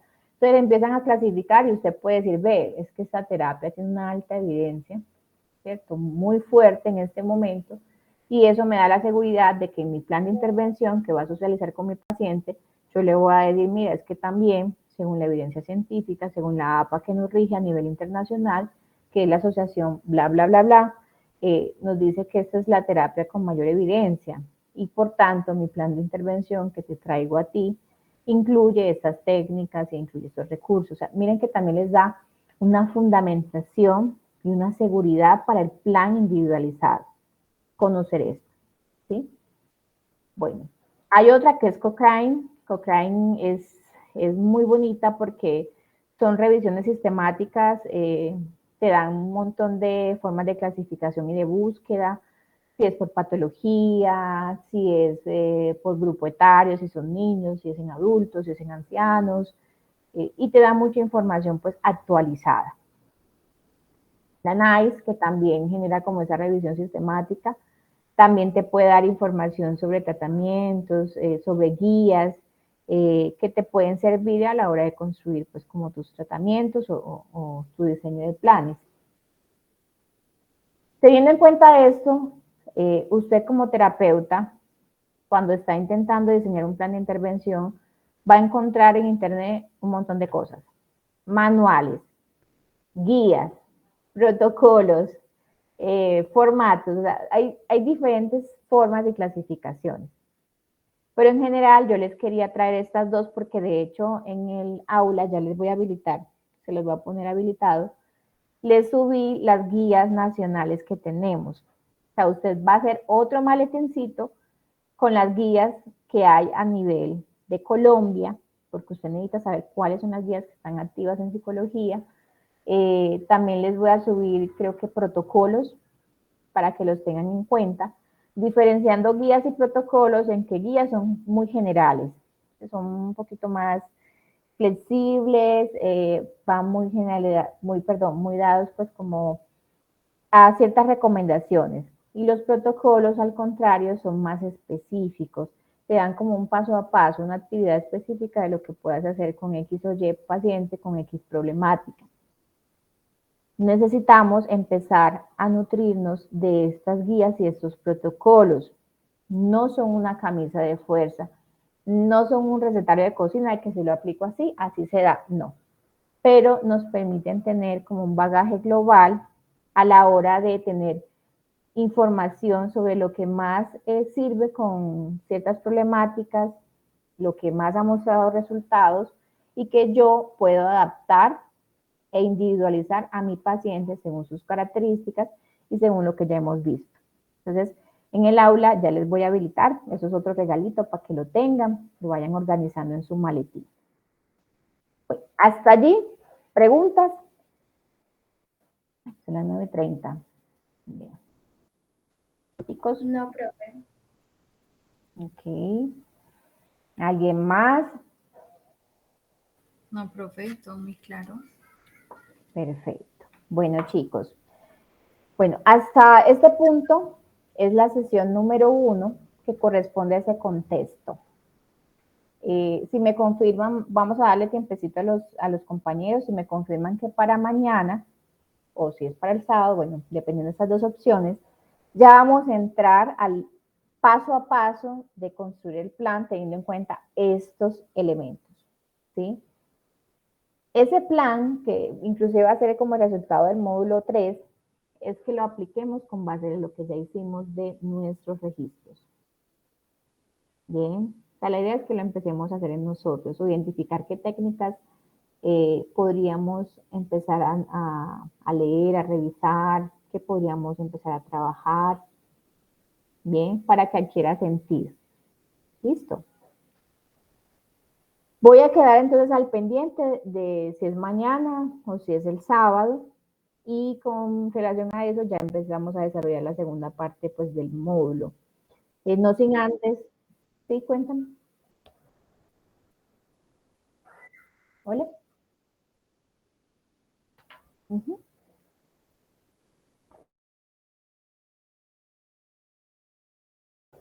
Y respondieron.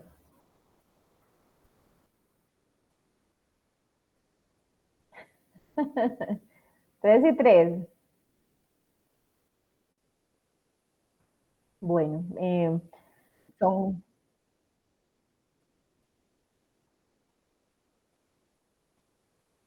bueno, es que me siento como,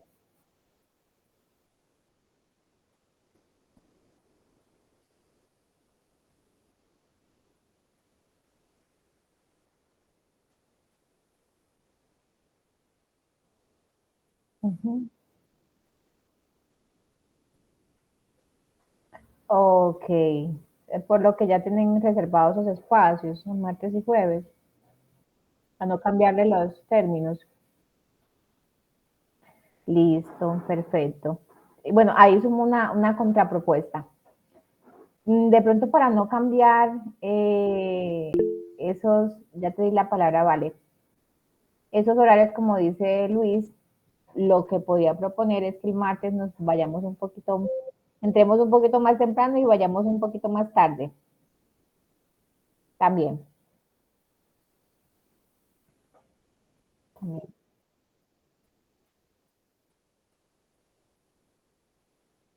Listo, perfecto. Listo. Entonces hay una primera propuesta que es la que tú mencionas, en otro martes.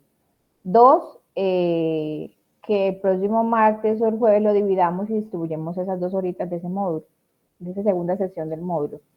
Y Valentina alzó la mano, cuéntanos. Profe, es que si corren el diplomado, pues un martes más, a mí ya no me daría para asistir la última clase. Ok, entiendo. De pronto sería más viable, según lo que dices, distribuir esas 2 horas en el próximo martes y jueves. ¿Me parece bien o que la veamos el fin de semana, profe? Por mí no hay problema, la verdad. Ok.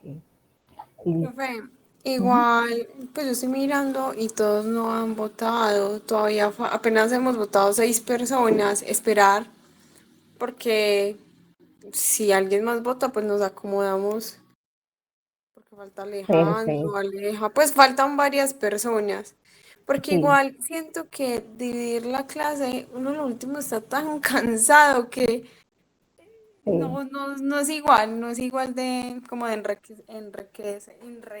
se me fue. Enriquecedor. Enrique, bueno, se me fue y no fui capaz. Pues sí, es ahorita porque del cansancio no se entiende muy bien. O Vale, en mi caso, pues sucede eso. Entonces, mejor como esperar a que los demás voten y ya de acuerdo a eso, si definitivamente quedamos empatados, pues nada que hacer, y sí habría que validar otras opciones. Pero si no, pues nos listo. acomodamos. Listo, sí. Entonces, le damos tiempecito hasta mañana, que hasta el mañana mediodía, hasta las 10.